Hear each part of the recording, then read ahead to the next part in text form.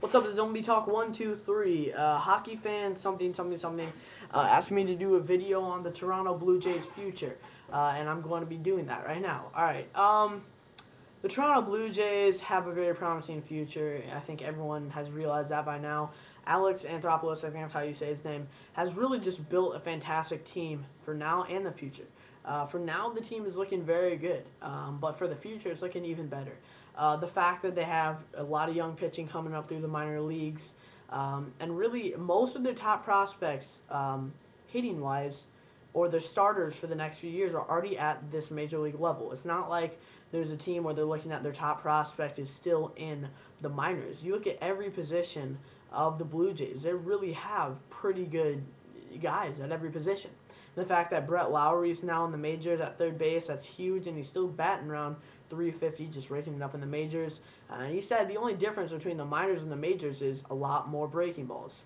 Um, and I think if every minor leaguer had that mindset, they would be batting like around 300. Because you've seen a lot of minor leaguers just struggle when they get to the majors. Even top prospects. Eric Thames, another guy to watch out for. Um, and he's done pretty good. He's hit a lot of home runs. He's shown a lot of power. His average is 270, not bad considering the fact that he came up this year, and he has a pretty good amount of home runs. So another guy to watch out there. They have some more talent in the outfield coming up. It's going to be between Eric Thames and some other guys, but the main thing is that they're each fighting for spots for next year. So that's good, making progress there. Then in center field, obviously making the big deal to get Colby Rasmus, really just giving up a pretty good pitching prospect, and then pretty much just some money and a few free agent to be relievers, which could potentially turn into draft picks to get Colby Rasmus, who's shown a lot of potential. Now, a lot of people have said that's a steal, and it probably is. It really is.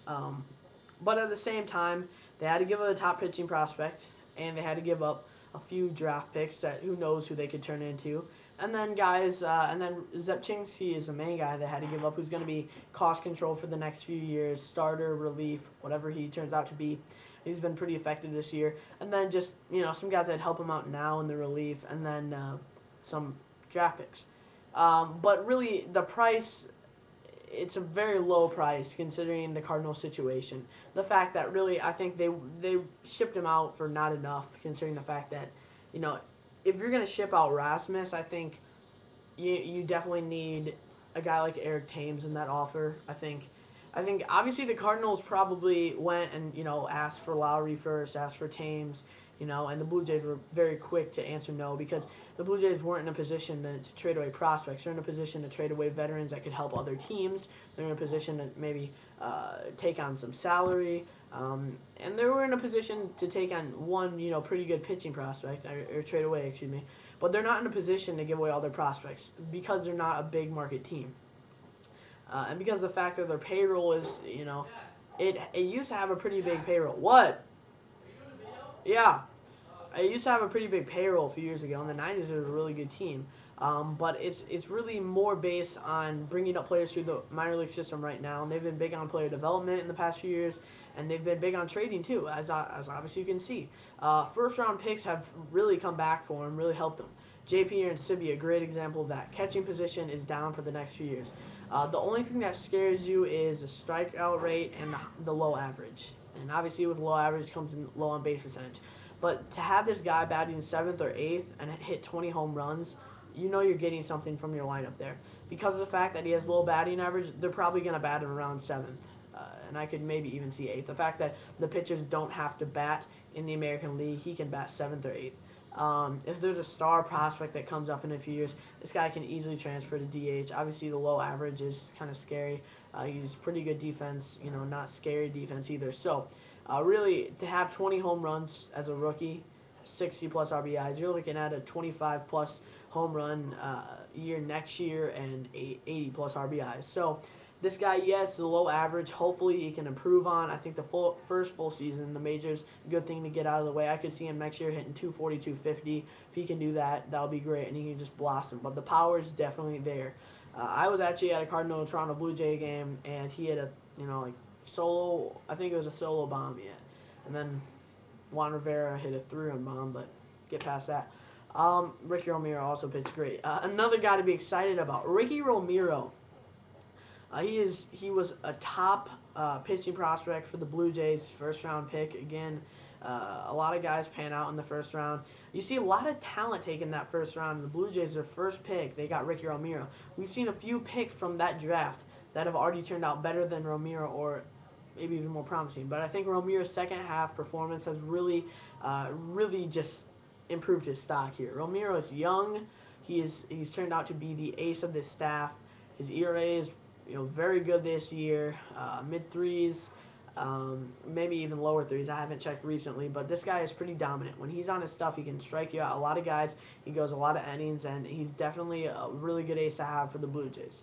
I think it was disappointing for the Blue Jays not being able to sign Tyler Beede. The fact that they kind of took a risk on the high school arm, very good arm though. They went with Tyler Beede. They knew it'd be a difficult sign going to Vanderbilt and all, but they were not able to sign him. I think that's very disappointing because, as a Blue Jays, I'm not a fan, but, they were really taking good steps in the right direction, and I think not being able to sign him is taking a little bit step back. There's tons of other prospects out there. You might, who knows? Maybe if they would have signed Tyler Beede, he wouldn't have turned out to be anything, and they signed the 30th round pick, and he turns out to be an ace. You never know with prospects, but the guy seems very projectable as an ace, so it's kind of disappointing for them. He already has great velocity, nasty stuff, so it's disappointing that they weren't able to sign him. But let's look at every position. Another guy to mention, Kyle Drabek, obviously Doug Drabek's son. He was a Philadelphia Phillies, happy to be a Philadelphia Philly. When they traded to get Roy Halladay, they had to give up top pitching prospect Kyle Drabek and a few other guys. If I remember, Taylor was in that deal. Really, it's, other than Drabek, it hasn't worked out too much.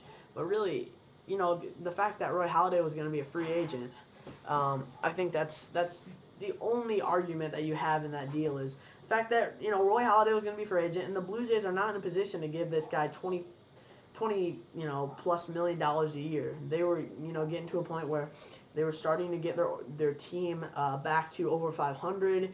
They were developing some really good players. They had some exciting young players on the corner. They're not going to give away a ton of salary to a guy like Roy Halladay. Trade him to the Philadelphia Phillies, who were eager to get him and get some good prospects for him. And they have. They got Kyle Drabek. He started off the year really good. He's kind of had a seesaw year, as would expected first year. But you look for him to really have a breakout year next year, or even next year after that. He's still very young. He's got so much talent. He could probably surpass his dad's talent. I mean, this guy is just fantastic, really. So look for him to be a force to reckon with in the future. You see Romero and Drabek is a very good 1-2 punch right there. Brandon Morrow switches from a power relief arm to a power starting arm. Another guy, I got his autograph actually. I was at a Cardinal Blue Jay game, and another guy to be excited about. He's 99 tonight. He's at an ERA around 4. But really, he's just going to keep improving, I think, and he's a solid 3-4 starter for the Blue Jays, for sure. Any guy who can win, he's on pace to win like 12 games, so any guy who can win that is a solid 3-4 starter for your team. And it's just the wins are just going to keep rising for guys like that, considering the fact that, now Brett Lowry is on their team, finally getting up to the majors. And I mean, yes, it'd be nice to have Sean Markham for them. He would be a very solid number 2 starter. Romero, Markham,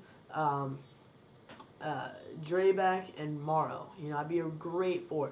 And the 1-2 punch of Romero and Markham, the Blue Jays would would have won, maybe 5 or 6 more games right now if they had Markham. Yeah, sure. But at the same time, and probably even more. But, at the same time, getting Brett Lowry is one of the most important pieces for this Blue Jay future. The fact that Edwin Encarnacion was kind of just a guy to get in the lineup and help the Blue Jays win and just be a piece in that lineup that's going to be important for a few years. But that wasn't their window to win. That wasn't their few years to really get somewhere.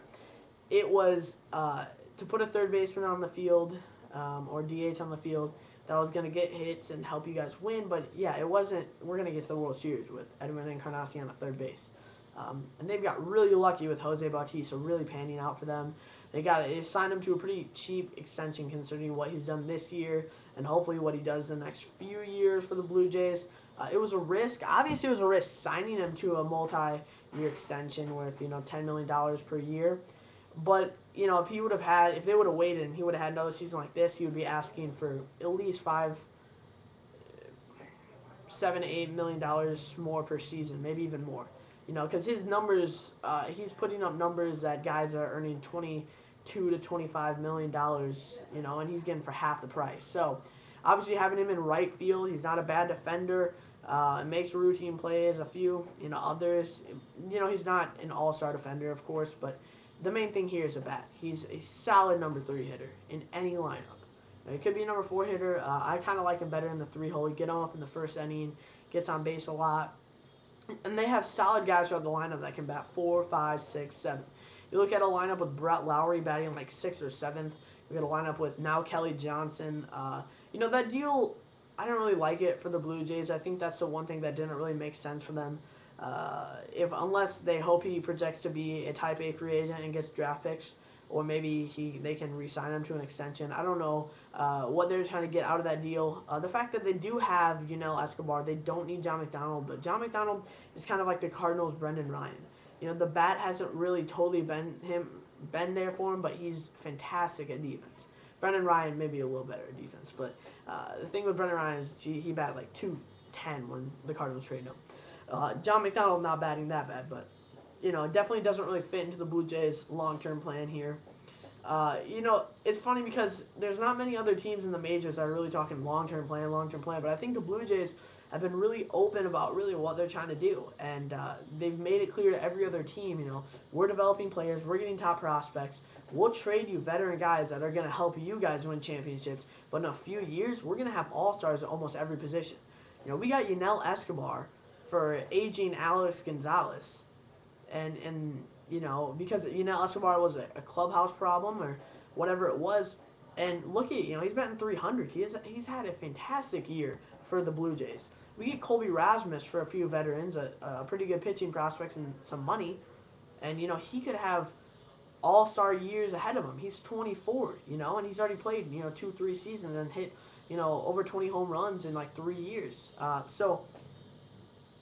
And then you got Adam Lynn.